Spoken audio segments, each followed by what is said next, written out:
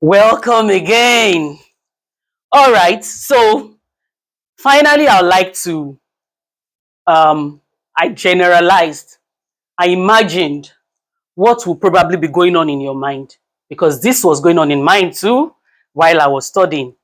What, where, and how is visibility abroad? Because when I tried to ask this question while studying, I wanted to know. So we shine. All right, so we know we have a position, we have a personality.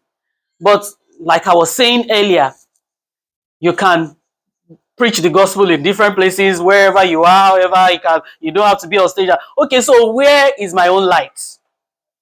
What is my light? And how am I supposed to shine it? So that question made me to ask, why is visibility abhorred in the first place? Abhorred. Why why is this something like some people might not like? Some people are actually natural, like they were born for showbiz. But I'm talking on the more general, aspect. Why is visibility abhorred? And is it even abhorred? These folks just came out, in Genesis 11.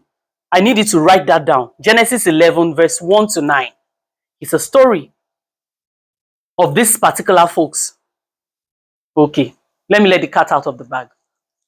So in time of Noah, after the flood, people had just come out. And it's like, God, we're out of that. Remember COVID-19? Just Lord, we're done. By the way, COVID-19, did you dump your nose mask? Or you were not born? After that time, there are certain things you just wanted to make sure that now, for instance, hand sanitizer suddenly became something very, very popular. Before COVID-19, it's something you just walk by on the way. I just feel like they use in the hospital. Am I lying? Nose mask also took some level of stardom because people are now aware of some certain things that they were not aware of before. When these folks came out of the flood, they were looking for a place that they are going to be cooped up. See no evil, do no evil. That was how they started to build the Tower of Babel. They wanted to just crouch in quickly and just say, you know what, all of us are just going to be here. We're just going to be mingling and all that. It's better if we're all here. There'll be no trouble. Nobody trying to kill us. We will fortify this place. We will make it so high, very high, that even if there is any flood ever again, we'll be ready. And God came and said, really? Scattered them. So I think it's natural to be afraid because I haven't gone through the grand slam kind of flood on earth. I was not there.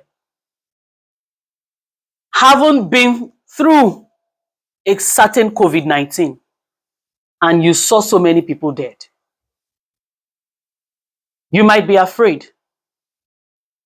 And so before we start judging them, you want to also reason and see. So in that situation, why will God go and scatter them? You're afraid. You don't want to be seen. You're just trying to maintain. You're just trying to be a good guy here. So why would God come and scatter your plans?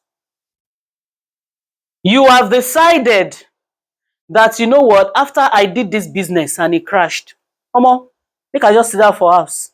Go my daily business, small this thing. Make I just see change. Make I relax. I don't want trouble.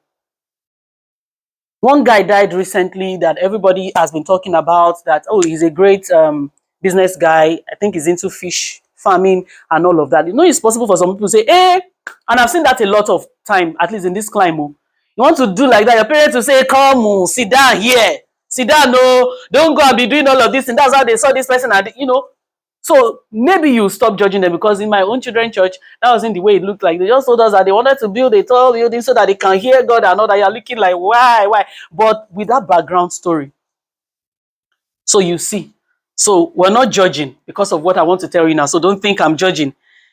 You know, they harbored fear in their hearts and they were prepared to hide. However, in their intent to hide, they became evil